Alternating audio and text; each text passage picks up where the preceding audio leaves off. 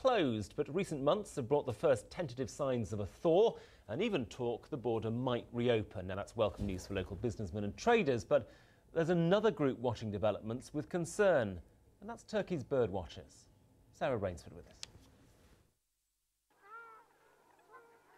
In a corner of northeastern Turkey, the birdwatchers rise with the sun, anxious not to miss a moment of this.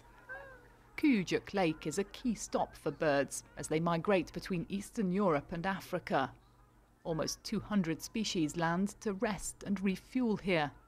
Some days, up to 40,000 birds have been spotted.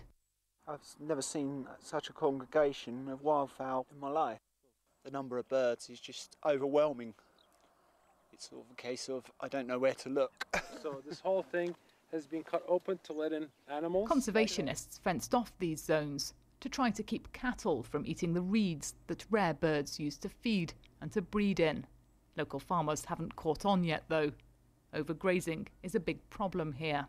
But now birdwatchers have spotted another threat, with the news that the Armenian border could reopen. This road is pretty quiet now, but Turkey's border with Armenia is just 30 kilometres away from here. And if that border gate is opened again, conservationists say they're extremely worried about the impact of the traffic on this lake and on the birds that use it.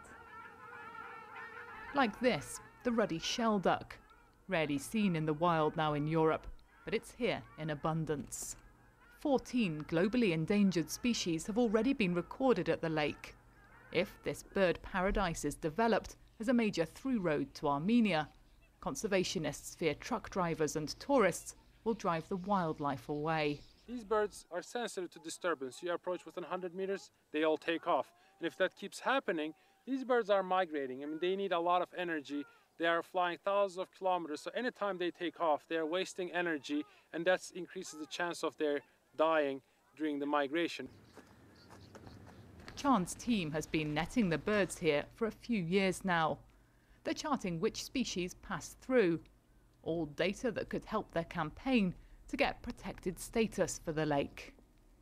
Once caught, the birds are all measured, weighed and then tagged. Suspicious. Galandra. This way, their progress around the world can be mapped. There are literally tens of thousands of birds here that use this place. It's absolutely amazing. It's one of the few wetlands of this type left, and we must preserve them.